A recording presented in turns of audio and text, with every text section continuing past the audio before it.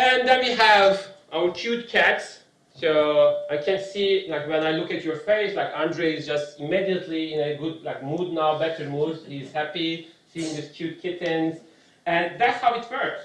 So priming as a concept, saying that when we see something pleasing like this, right, so cute pictures or something that we like, our mood immediately changes, right? So and it can work other way around as well. If we see something like not that pleasing, our mood suddenly lowered.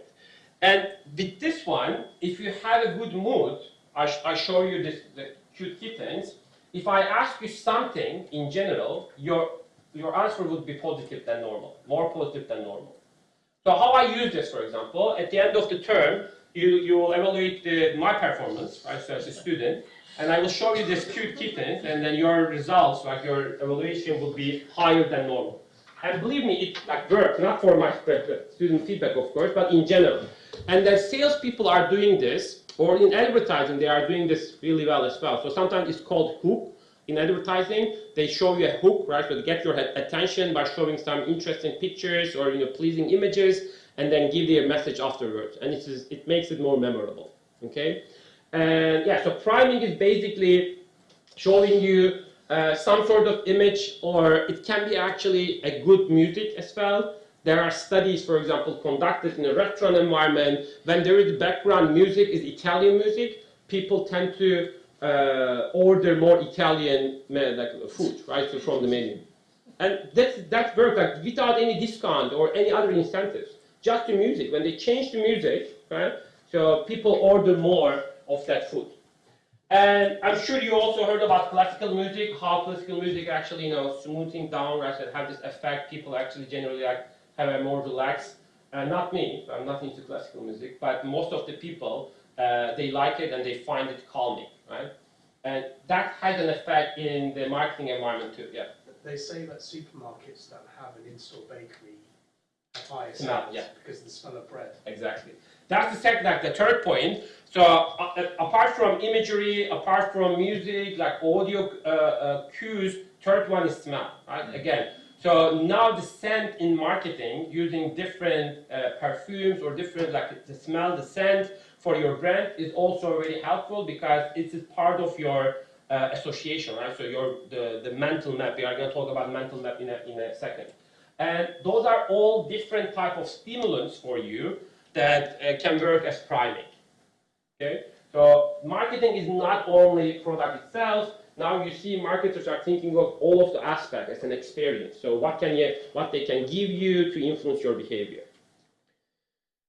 And this is a really interesting example. Like it's part of the smart screen book over there. And in 2011, at the University of California, they conduct an experiment and they take people in the room and they give them $1,000. Okay. And they ask them, so how would you like to spend that money on? And there are 4 options. Buying something nice for themselves, maybe the shoe they like to buy or the dress they like to buy, etc. Depositing a pension fund, saving for their retirement, planning a fun activity, a weekend getaway, or like going a fancy meal to a restaurant, and deposit their bank saving account. So among 4 choices, when people are given a $1,000, most of them chose buying something nice for themselves or planning a fun activity, right? And then, this is how experiments work. I already explained to you, right? So this is the control group. They didn't do anything, they just asked the question. And they did bring very similar group of people to this first group. They put them in a lunch area, waiting area, and they give them a tablet, separately, all of them. And in the tablet, there is only one application. It is this aging application. So they can look at themselves, take a picture, and see how they look like when they are 60 or 70.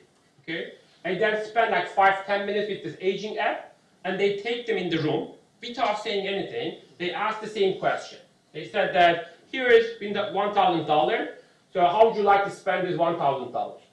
And in the second group, because they were exposed to their the aging app, because now they were thinking about the retirement and when they are older, that compared to the first group, they spend more money to deposit in pension fund and they put more money into saving account without anything else, right? And that's a really good example of priming because they were primed with this image and said, okay, yeah, I'm gonna get old. Yeah, I need this money in my saving account. And this is how strong this type of cues, if it's used in a proper setting, of course.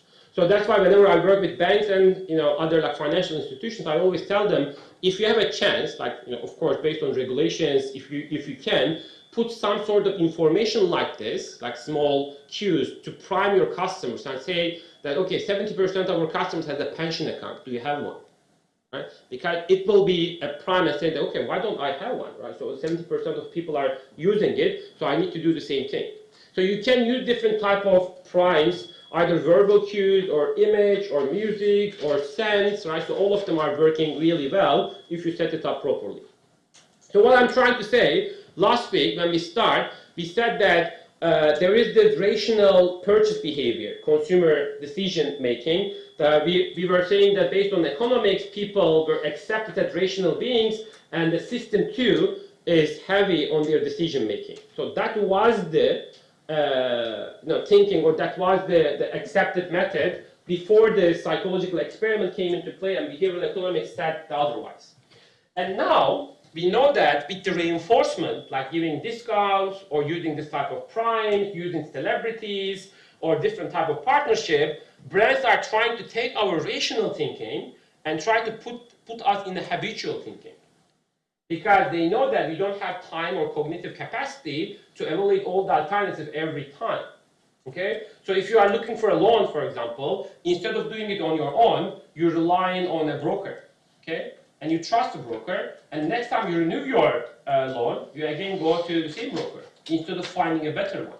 So that is an habitual decision, okay? Because normally, at every time, you need to do your own research and try to find a better deal. And probably you can find one. But you say, I don't have time, oh, I don't have the capacity to do this, let me do the same thing.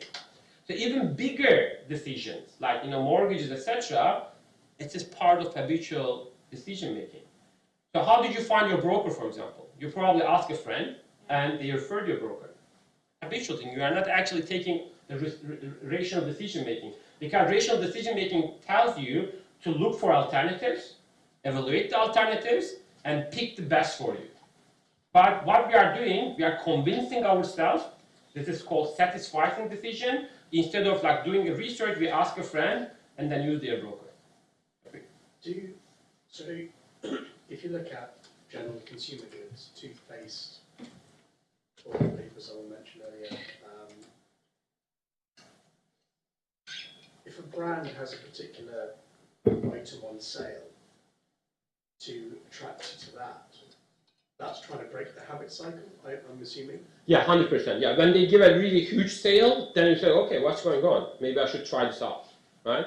And that is how they actually do and activate dormant customers as well. Let's say you are ordering from Uber Eats a fifth time, and then you stop ordering from them. Then maybe after a few weeks, you will get a really huge discount in your email, say that next time 70% discount. And like, okay, let me see. Oh, what 70%? Maybe I should try it again. So they are trying to put you in a rational decision box again, and you try to evaluate alternatives. You probably say, okay, maybe today, for dinner, I shouldn't cook anything. I should just order because 70% discount. And this always works, and this is called reinforcement activity. When they give discount, they try to actually activate that and say that, okay, leave your habitual thinking. So rationally think that we are better, but with the aim of putting you in the habitual buying box again, okay? So they activate this, they think that this is a better option for you, because once you start, sometimes it's really hard to go back and then look at alternatives again, you keep ordering from them.